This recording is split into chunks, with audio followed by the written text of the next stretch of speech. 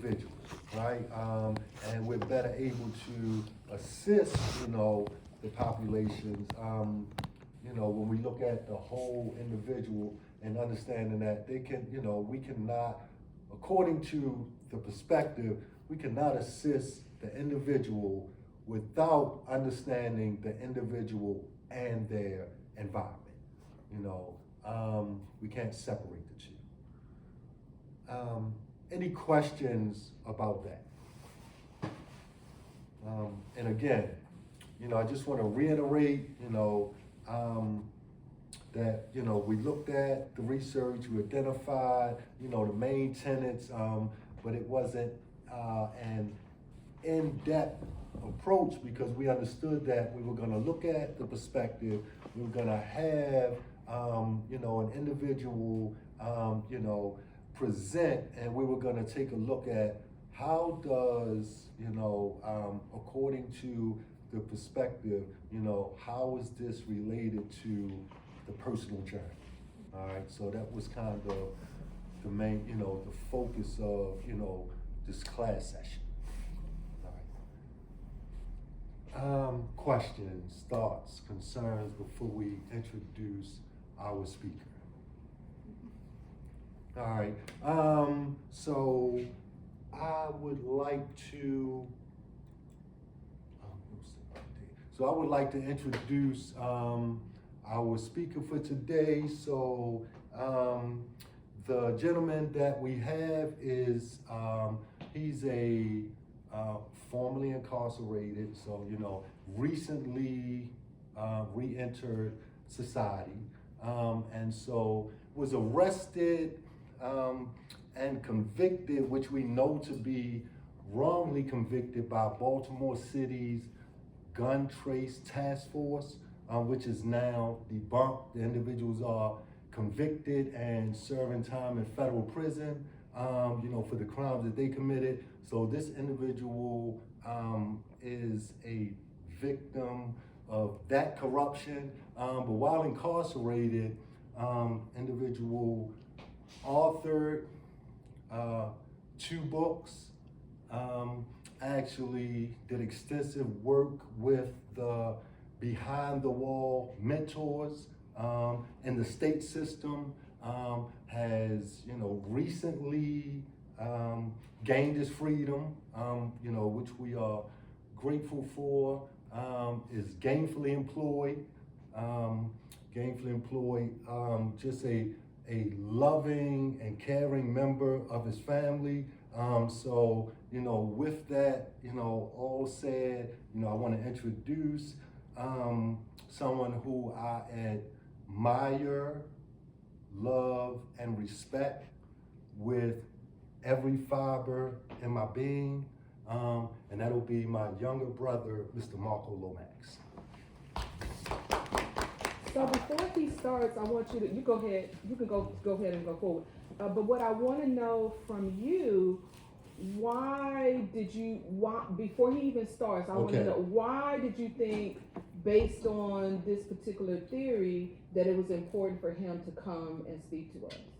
So one of the reasons that, I thought and felt that, of the importance of this is because we understand that an individual's environment, they are, due to factors and dynamics in their environment, it can either positively or negatively impact, their upbringing, their decision making, some of the outcomes, that are made, within their journey. So I felt that it was important, especially because, I've already introduced to the class that, one of my interests is, the incarceration, the recidivism, and just kind of taking a look at, some of those environmental influences that negatively impact African Americans. Okay, and then I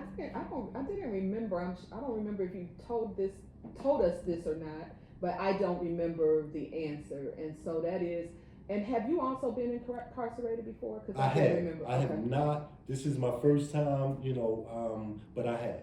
Okay. Yes, so, and I was last incarcerated, it has been, a little over 20 years. That you've been free? Yes, Okay. yes. Okay. But this is my first time, given that information. Oh, this is your first. Oh, I'm sorry. You No, could've it's Huh? okay, we're transparent, we're transparent, and so, again, the personal connection, that's there. Yes. How y'all doing? My name Marco Lomax. Like he said, his younger brother. First, I just want to appreciate y'all for allowing me to be here. Just a little out of my comfort zone, but I embrace it.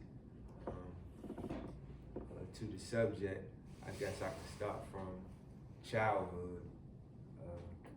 Growing up first and foremost. And you don't have to stand if you want to. You can sit. Oh, no, I'm fine. Okay. I sit down all day. Okay. Yeah, as a child, my father was murdered when I was 6 months. So I never knew my father. However, I did have my stepfather growing up, and he raised us great. But one of the things, like he mentioned, I have a book, and my book is called Finding What's Missing. And one of the things that I mentioned in the beginning of the book is about filling a void. And although I didn't know my father, I felt something, but couldn't put my finger on it. So, growing up, I'm searching for something, but not really know what I'm searching for. So as I'm growing up and I'm in the environment that I'm in, I tend to, just start following the crowd. I'm trying to find myself. So you have, Hold on one second. individuals. Is that right? Is it back right? It should be. Okay. Yeah, you have individuals that's doing the wrong thing and doing the right thing. The majority that's doing the wrong thing, I will gravitate to because, that's what I'm more intrigued with versus my parents being older, and I'm looking at it as that's some old people type stuff. So as I continue to grow, I continue to make the same mistakes over and over, in and out of jail, not long sentences, but just getting arrested numerous of times as a juvenile. So as I got older, it transpired into me doing a longer period of incarceration, and as well as making my jacket look as I'm a bad individual, although I may not have been, but anytime something was to transpire, they would look at me like he's known to be doing this. So that's what led up into my previous incarceration. Pretty much hard to prove my innocence. But like I said, as I continue to grow, really trying to find myself. So hanging around the wrong crowd, got the wrong perspective on life, and then being in and out of prison, still making the same decisions, because when I went as a young age, I didn't take it as serious as I recently did, and having that same mentality and re-enter into society, you still gonna end up doing the same thing. So as I was previous incarcerated, I've been home for 60 days. This week make a week over 60 days. And I was gone for 13 years and 7 months. And as after I got found guilty, because honestly speaking, when I was in Baltimore City Jail, I still had the same mindset, kind of saying I want to change. It's one of those things where you say one thing, but your actions not showing what you saying. And after I got sentenced, found guilty and sentenced, it was one of those type of wake-up calls where it was like, man, I want to do something different with my life. So as I was doing my time, I just started changing my way of thinking, hanging around with different people, because in prison isn't just a bad environment. So majority is negativity. So the handpick that is positivity, if you gravitate to them, you're gonna be able to, work on self and come out and be productive, as I have done so far. So that's what led me up to writing my book, just read and changing my way of thinking, and that's where it all starts from. Your mindset. That's kind of what I learned over the years, that however you think, that's what's gonna put you in a position to be like I am today. Because I never thought that I would be at Morgan talking to anybody. So my mindset and changed me to be in a position and in this environment, because before I wouldn't have been ready for this. Being in that environment, although it was negative, I was positive, and I affected my environment. As he was saying, because either you gonna be affected by the environment or you gonna allow the environment to be affected by you. So my job description for almost a decade was I was the building clerk, and how I received that job was the officer just came and asked me for the position, and I wasn't even inside the facility for 18 months.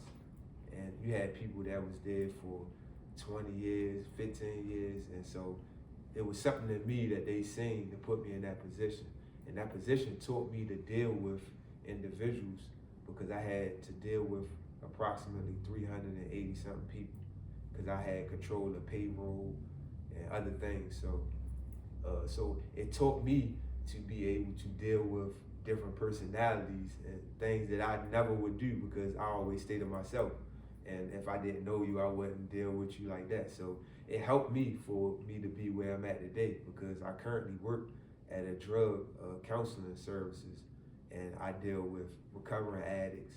So I kind of can relate and understand that everybody not where I'm at, so I know not to judge them or look at them, no different than me, and understand that they trying to grow, but some of them really need help. Some of them it's hard. The environment that they in, they can't, seem to break away from their addiction and stuff like that. So that prepared me for that. And like I said, it helped me to mentor younger guys, just to walk by example, because I could say anything, but people always watch and see what you're doing. So I learned that by, several guys just pulling me up, letting me know that they like how I move or they watching me. And I'm not doing it for attention, but I'm just being me. But it let me know that you affect other people when you don't know. So it's always important to realize, what are you doing when you think nobody's watching? Like I said, I wrote a book, and that comes from some of the mentors that I was around. I was a behind the wall mentor, so now I'm a beyond the wall mentor. And some of those guys are still in, but doing great things like writing books, speaking to the youth, interviews over the phone, and stuff like that. But I say all that to say, because the environment that you in, like he said, you can either change the environment or you can allow the environment to change you. But everything starts with your thinking. So while I was in there, I prepared for my time to be here, not knowing when exactly that was going to be. But, I had faith that that was going to happen. And I continued to prepare for that opportunity. So that allowed me to get a job in less than a month when I was home. I got my license. I just got my passport 2 days ago. Wow.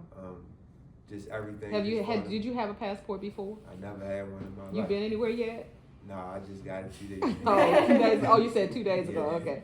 Yeah, so I'd love to take you to Africa with me next summer. I would love to go. So those are things that, I worked on my credit and stuff like that in there, because I was preparing to be back in society and just doing the right thing. Because although I was wrongfully convicted, I wasn't a saint when I was home. I broke the law and done things, and I can acknowledge that, but I can acknowledge when they wrong, they should, accept that as well. So it was a real fight for my life, and it's a blessing that I'm here. And like I said, I appreciate y'all allowing me to be here as well. And like I said, everything starts with the mindset. So you can be in a bad environment, but if your mindset is somewhere else, you can change that environment or the people around you. It may not be easy, but it can happen. And if not, you're gonna allow the environment to influence you. So it's all on, how you thinking and your perspective on how you see life. And that's what I realized. So me being in this environment again, I know not to go certain places or be around certain people, because I know that can influence me, although I still have a big mindset of just doing the right thing. You still can get sucked in if you, stick around it long enough. That's the same way with an addict. You could be clean for 20 years, but it just takes 1 minute, one moment to turn that away. So I just know to continue to be on this path that I'm on and just try to help people as much as I can. I do have a copy of my book for each one of y'all. Oh, thank you. Did you? You know. Yeah. You could give it to somebody else. Thank you so much. So, a question I have. So did you have an opportunity to earn a degree while you were incarcerated? Nah, I did take one college course. It was a religious course. I just earned 3 credits, but it was an inside out. Are you interested in being in school? Um, Getting a college degree, or that's not your thing? I'm not gonna say it's not my thing because I'm like open to just do different things. I'm gonna say I never thought of it at this moment, so I can say that, but I won't. I just learned never to say never because I don't know where it will lead me to. Okay. Just like I'm here today. Yeah, I mean, to be okay. So let me say this to you. You're a natural teacher, and I think that there is where you're standing, like teaching us, is exactly where you should be. And I think the road to get there is, I mean, if you did 13 in, you can do whatever time it takes to get, to get, your degrees. But I mean, I absolutely would love to do whatever I can, if, you figure it out. But if you're ever interested in being a student here at Morgan State, I will do anything I can to, help you get to that. I appreciate it. Yeah, absolutely. Definitely will consider that. I had wrote that book while I was incarcerated and published it, but I also wrote, this is a workbook that I wrote. It's not currently available. I'm working on it now, but what I did, I used each chapter in my book and I made a lesson out of it. So I just took each chapter and I titled the lesson as that chapter's title, and I have a point to ponder, 6 questions to consider, a finishing statement, and a journal write, place for journal write. Y'all can check it out. And what it's good for is pretty much what I'm big on, is changing your mindset and trying to find what's missing in your life, and what it's going to require for you to kind of dig deep on things you may have been through, things you may have not acknowledged, things you haven't spoken about, and it will get feelings and so forth out that you may have never expressed. So I'm currently working on that, and I'm also trying to, I'm going to utilize it with the program that I'm working for, to start my own program with the men and women that's in there. So I have been using some questions, trying to bring it in, but I'm just trying to get the plan together as of right now. But yeah, you can. Thank you.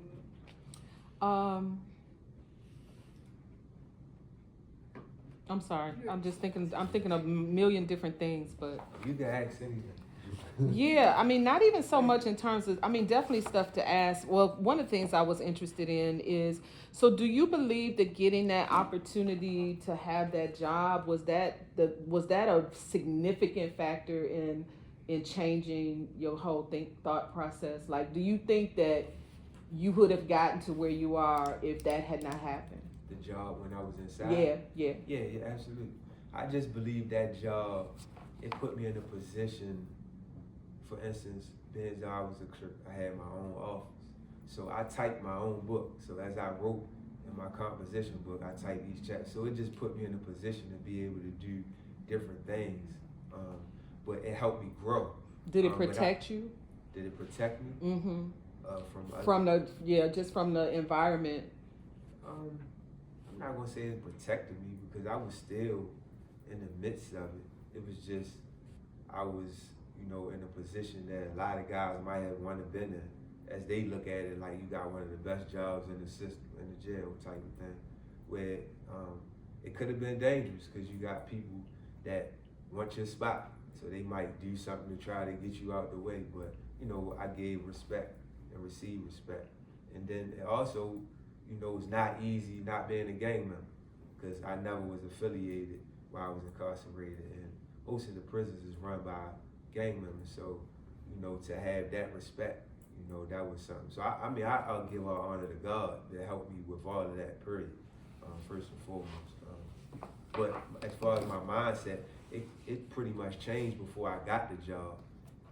I guess my mindset changing, it placed me to be in the environment, to be in that position and so forth like that. Because, like I said, if I didn't have the mindset that I had, I wouldn't be here in front of y'all, talking to y'all. So my old mindset would have never let me walk through these doors unless I was going to watch a basketball game or something. So that's what it starts from, your mindset. Absolutely. No, absolutely. No, I think you're so right, but it actually, everything that you described is actually really how God and spirituality works. Like, even when you don't even have to use the terms or the language, but it's still true. It's like you're saying, okay, I changed my thinking, right? So you made a commitment to change your thinking, and that's exactly how God works. It's like when you make one step and he intervenes, on your behalf, and before you know it, all kinds of stuff starts to unfold. But it starts with you making a choice to do the right thing or to change something or whatever, the case may be. So, I mean, I think that's phenomenal, that you made that commitment. Yeah, for sure. And for as much as you were incarcerated,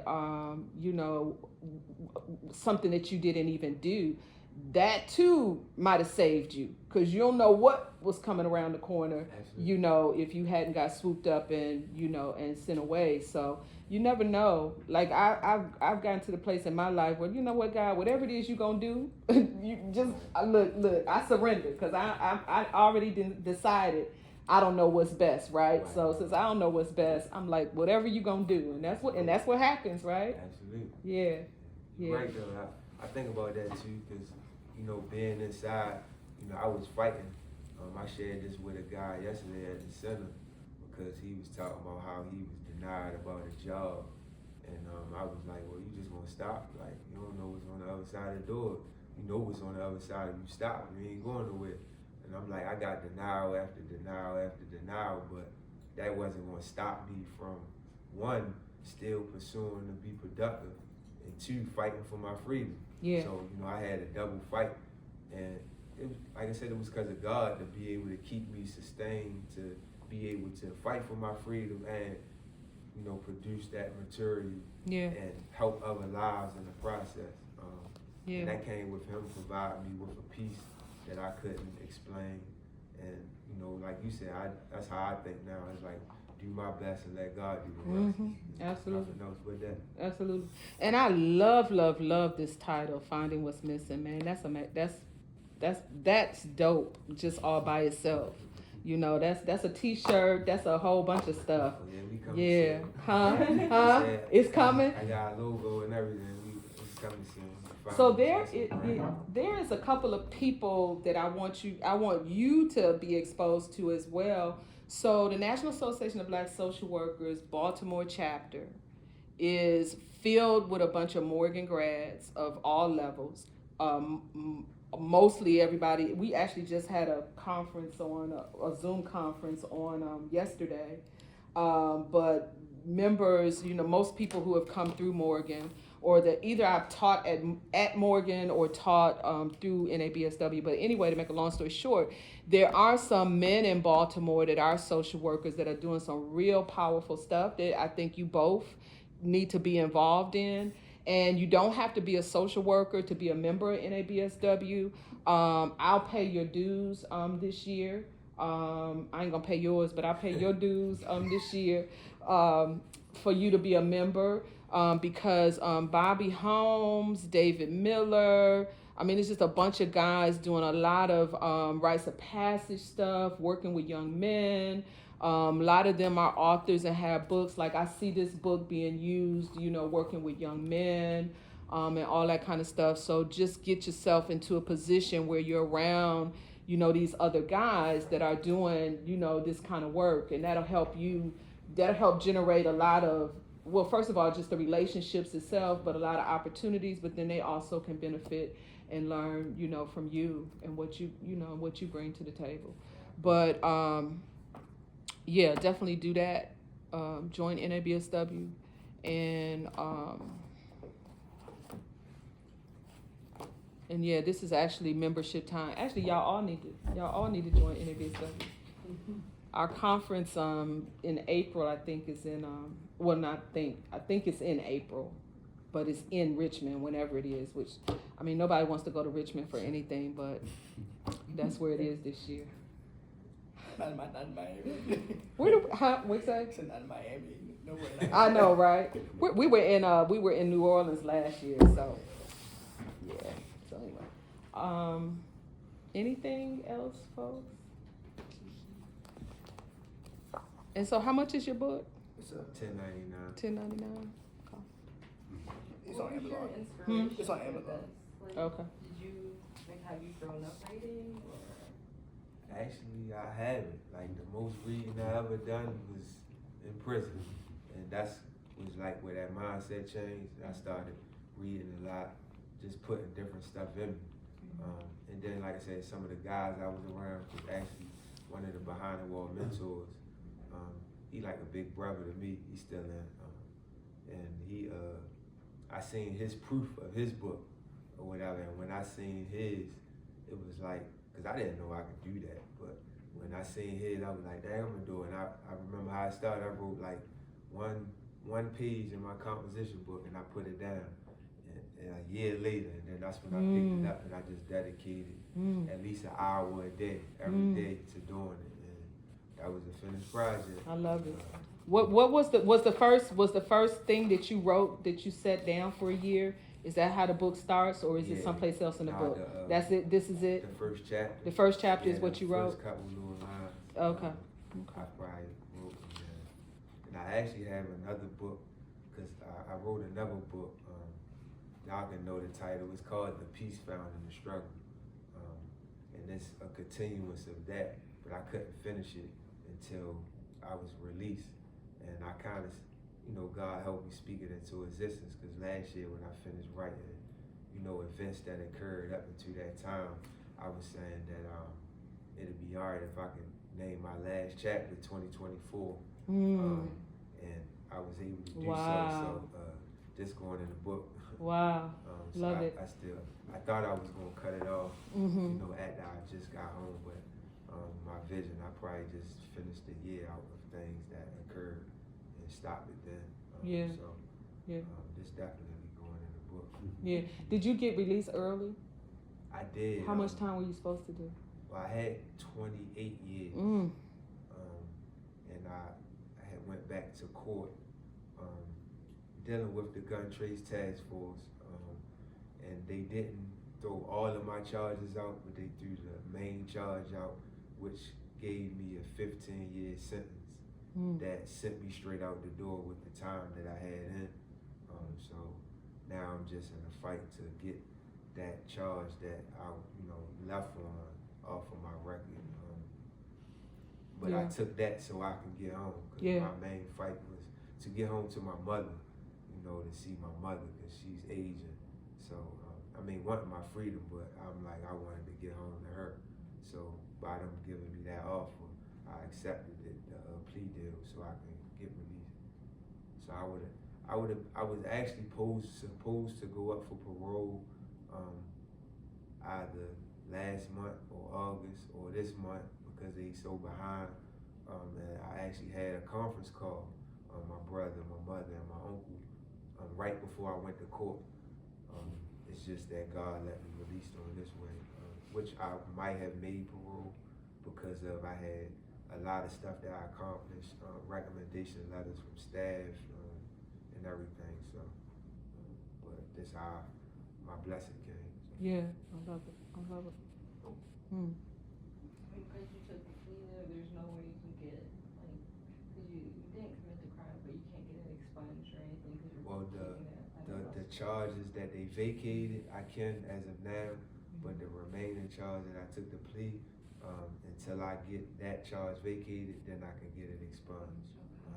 So we're currently in the process of trying to get that. What was the major thing? Was the gun that they were trying to connect with you used to kill somebody or something? Well, as far as why I stayed in, No. Why you ended up with the charges and it just to like what was the original? well, the original charge was attempted murder. Okay. But the main thing was the police officer saying that he seen me commit the shooting. Mm-hmm. And A white guy. yeah, one of the gun trace task force, Detective Daniel Herschel, if you're familiar with. Yeah. Yeah, man. that there's so much research that shows that the whole that I asked if it was a white guy because that matters, right? Because the race, and not just because of racism, but there's research that talks about how there are a lot of errors across racial groups.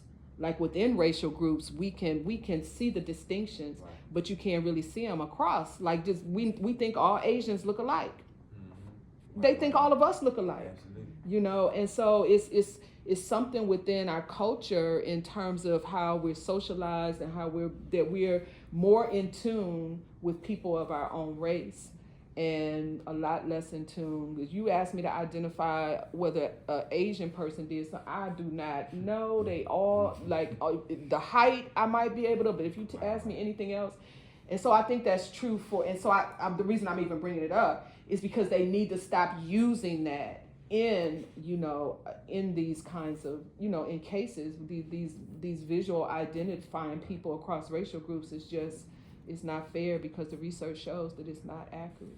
It also shows how the system broken too. Yeah. Because just speaking on my case, it was so much to show that I couldn't have done it that they just, I'm not gonna even say overlooked, they just bypassed to get the conviction and keep me in. Yeah. Because it's things that transpired as far as, just for instance, me getting arrested 10 minutes after the shooting occurred and I had no gunshot residue on me. And things like that where it's like, how can you stick with that? And the only other people saying that they witnessed that was him and his co-workers, when all of them testified that it was 15 to 20 people out there when it happened. And I'm not the average height person, so that's not hard to identify. So I mean, there's other factors in my case, but it just shows that the system just is corrupt, and once you win, they gonna make you fight to get out. Because I fought for a while with this one little area just to get the plea deal when they knew they was wrong. But I always say the fight continues. Fight ain't over till you stop fighting. Yeah, that's right. Question: did you have locks when this occurred? Yeah. I remember when I was in one day I was taking out the trash, and in my neighborhood it's mainly black and Hispanics, but in Montgomery County at that time we didn't really get along. And I took the trash. Who didn't get along? The blacks and the Hispanics? Okay. And one day I took the trash, came back, the police knocked on the door, and they said, "Hey, we believe your son was involved in a gun incident." My mom was like, "My son? The one who took the trash?" Yeah. So the description was black young male with locks and a white T-shirt. And I was like, I had to add a white T. My mom told me to add the trash. Took it out, came back in, and they said, well, you need to come down to the station because you match the description. I'm like, that description is so vague because a lot of black kids in my neighborhood had locks. Average height, I am average height, but that's all they had. So I had to spend the whole almost hours at the station trying to prove that, hey, I had no gun. The trash I took out is right there. So they took the trash, did the DNA, and they found out it wasn't me. But I was like, because I had locks, that's the only thing they had on me. Yeah. But but it could have went another way. They could have still pressed it, I know Montgomery County, like locks is a big thing. They use locks as an excuse of black kids committing crime. So these back in the early 2013 and on, that's what they were doing. Yeah, it's interesting because the whole hair thing is the defiance associated with it. So I dare to be in my blackness basically, and that's what they like us when we don't have hair, or when our hair looks like their hair. But when we're determined to be who we are, that's when we have the biggest, issues and challenges. So you have to be in safe spaces in order to be able to do that. Because if you're just out there by yourself, it's hard to be able to, stand on that. Yep. Well, we thank you. I'm sorry. Yeah, thank you so much. This has been really, really, really good. And I want to, like I said, I want my commitment. You decide, but if you want to join the National Association of Black Social Workers, whenever, I'll pay for your first year. And then you let me know what's happening with your book. Keep in touch. If you get to a situation where, say, for example, somebody invites you to come speak to a bunch of young folks, and you want to be able to give them the book free, I'll buy some books so that you can give people books free, so you can get it out into the community. I appreciate you. Yeah. If you decide you want to come to Morgan, I am an academic advisor here, so I can help you get started on that process. No doubt.